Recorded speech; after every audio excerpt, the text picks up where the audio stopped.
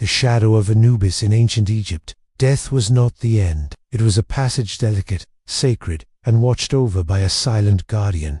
That guardian was Anubis. With the head of a jackal and the body of a man, Anubis stood at the threshold between the world of the living and the dead. He was not a god of fear, but of guidance. His presence ensured the soul's protection through the complex journey into the afterlife. Anubis's role was crucial in Egyptian belief. He watched over embalming guarded tombs from desecration and guided souls to judgment. Egyptians did not see death as an end, but a transformation. Anubis was at the center of this process. He was the one who ensured the dead were respected and properly prepared so they could enter eternity with dignity. He was neither king nor warrior, but his authority in the underworld was absolute. Before Osiris became lord of the afterlife, Anubis held that power. As myths evolved, Anubis's role shifted from ruler to protector, yet his image remained central in religious rituals, tombs, and carvings for thousands of years.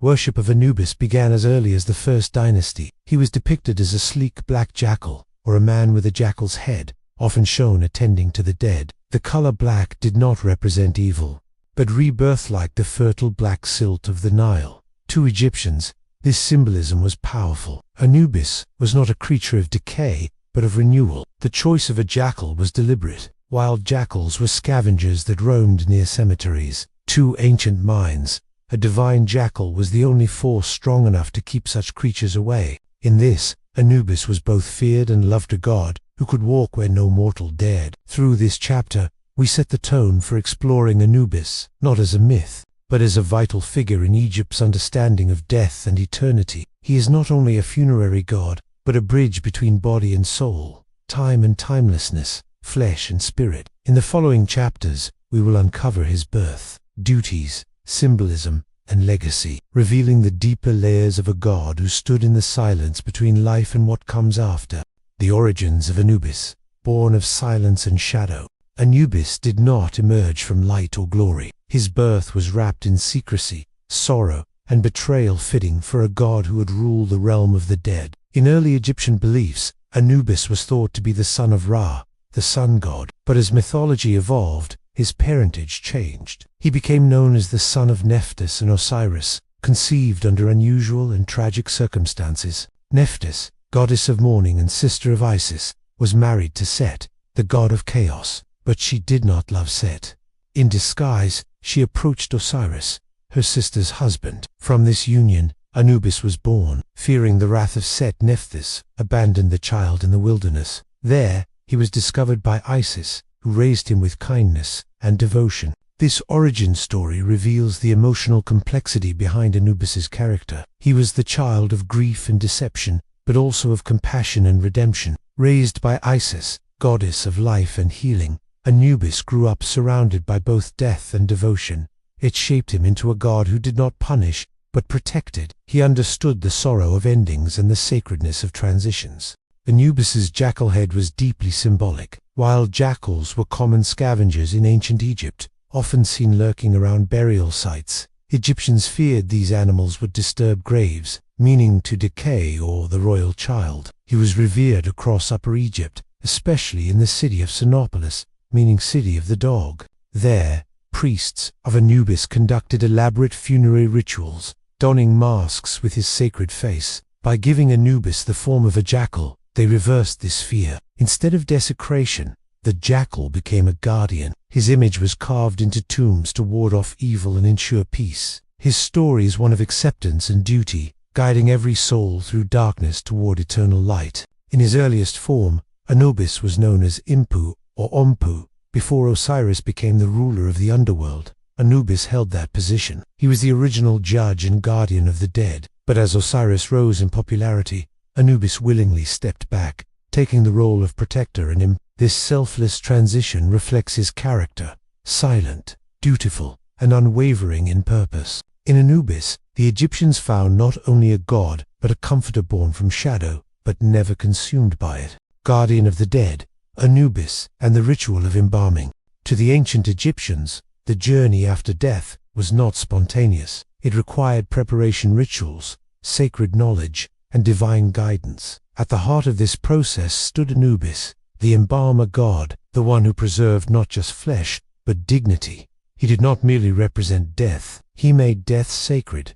Anubis was the divine master of mummification. According to legend, he embalmed Osiris himself after the god was murdered and dismembered by his brother Set. This act gathering Osiris's scattered body parts, reassembling them with care, and wrapping them in linen marked the origin of embalming in Egyptian mythology. It was more than a duty. It was a demonstration of respect, ritual, and divine order. From that moment, Anubis became the patron of all In every mummification ritual, his presence was invoked. Priests who worked with the dead would wear jackal masks to embody him. They moved slowly, deliberately, turning preservation into ceremony. Each incision, each wrapping, was guided by spiritual law. Anubis watched over every detail. His sacred title, Imiet, meaning he who is in the place of embalming, reflected his divine responsibility. The embalming chamber was not just a room, it was a temple of transformation. It was where the dead began their passage to eternity,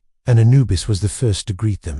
Mummification was not a mere technique, it was a theological statement. Egyptians believed the soul called the Ka would return to the body if properly preserved. Anubis ensured this body was intact, clean, and worthy. Without him, resurrection was impossible. His role was both medical and mystical, rooted in deep spiritual symbolism. Anubis's influence reached beyond the physical act of he oversaw the entire funerary procession. Images of him appear on coffins, tomb walls, and amulets, often shown leaning over the deceased as a sign of protection. In every phase of the burial, he was there in silence, with purpose. Even the Book of the Dead, a guidebook for the afterlife, features Anubis prominently. His presence was a promise that the body would remain undisturbed, the soul would be guided, and judgment would be fair. He was not a god to be worshipped in fear, but one who inspired trust at the most vulnerable moment of existence. Through ritual and reverence, Anubis turned the terrifying unknown into a sacred passage. His hands shaped the journey from mortal remains to eternal spirit. The weighing of the heart, Anubis, and divine justice. Among the most iconic images in Egyptian belief is the weighing of the heart ceremony, a final test in the Hall of Ma'at. Here, the soul stood before the gods, not with weapons or wealth, but with memory. Every action, every word spoken in life was measured, and standing at the center of this solemn event was Anubis, guardian of justice and truth. After death and mummification, the soul began its journey through the Duat, the Egyptian underworld. It would pass through gates guarded by fierce beings, reciting spells from the Book of the Dead. At last, the soul arrived in the Hall of Two Truths, where the final judgment took place. Anubis presided over this scene not as judge, but as the executor of balance. In the ritual, the deceased's heart was placed on one side of a golden scale. On the other side lay the feather of Ma'at, goddess of truth, harmony, and cosmic order. If the heart was heavier than the feather burdened by lies, cruelty, or selfishness, it was cast to Ammit, the devourer, ending the soul's journey forever. But if the heart was light and pure, the soul could enter the field of reeds, a paradise mirroring life on earth.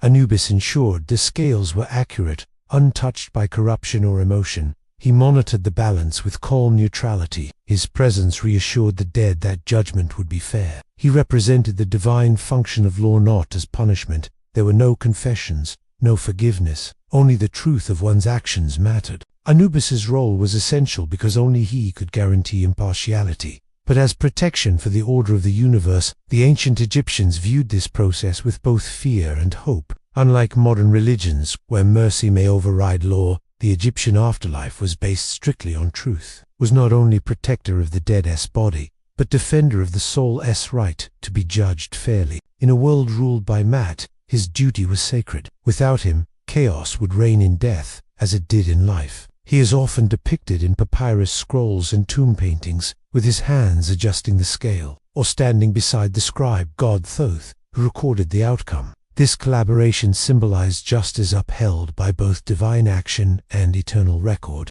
Anubis, through this role, symbols, temples, and worship, honoring Anubis in ancient Egypt. Anubis was not just a mythic figure, he was part of daily spiritual life. His presence could be seen in tomb carvings, funerary papyri, sacred amulets, and temple rituals. Egyptians did not only fear death, they prepared for it, honored it, and personalized it through worship. Anubis stood at the center of this relationship between the living and the dead. His most iconic symbol was the black jackal, sleek and alert, usually depicted laying calmly atop a tomb or shrine. The color black was deeply symbolic. It was not associated with evil, but with the rich black soil of the Nila, sign of rebirth, fertility, and life renewed. Black also represented the unknown mysteries of death and Anubis's dominion over them. Amulets bearing Anubis's likeness were worn by the dead and the living alike. These small carvings were placed within the linen wrappings of mummies to protect the body from decay and spiritual attack. They were often made of obsidian, onyx, or black resin,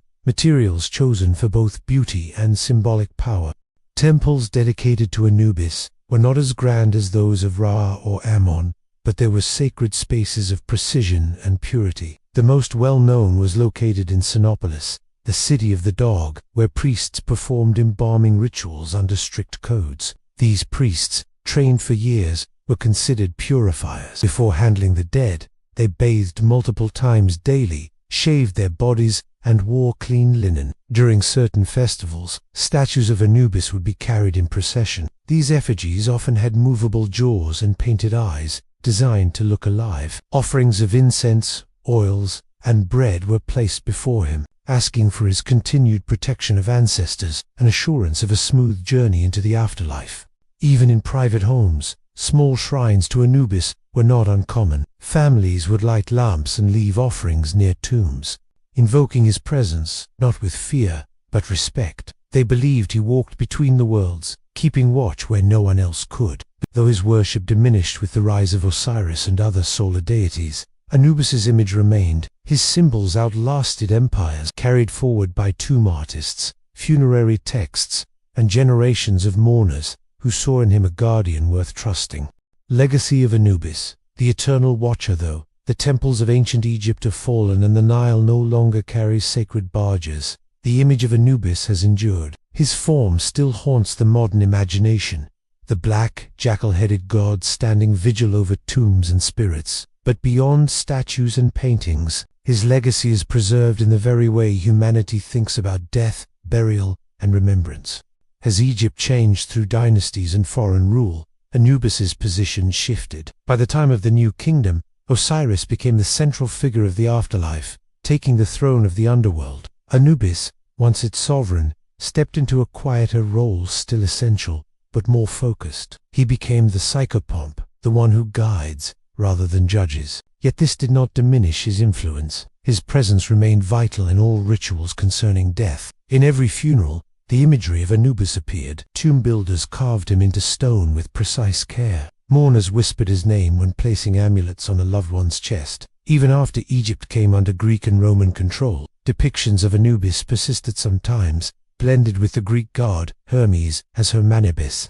Modern interpretations often distort his image. Some depict him as sinister, even malevolent, associating his jackal form with evil. But in truth, Anubis was never a god of destruction. He brought structure to death, guiding the soul with silent compassion. His duty was not to kill, but to protect what remained and prepare it for eternity. Archaeological discoveries continue to reveal his importance. Tombs from the Valley of the Kings to Saqqara bear his symbols. Embalming tools, inscribed with his name, sit in museums across the world, and papyrus scrolls, preserved through millennia, still carry spells calling on Anubis to guide the soul. In popular culture, Anubis reappears often. From films to video games, his image is instantly recognizable. Yet behind the stylized armor and glowing eyes lies an older, deeper truth, a god born of sorrow, shaped by ritual, and revered by a civilization obsessed with life after death.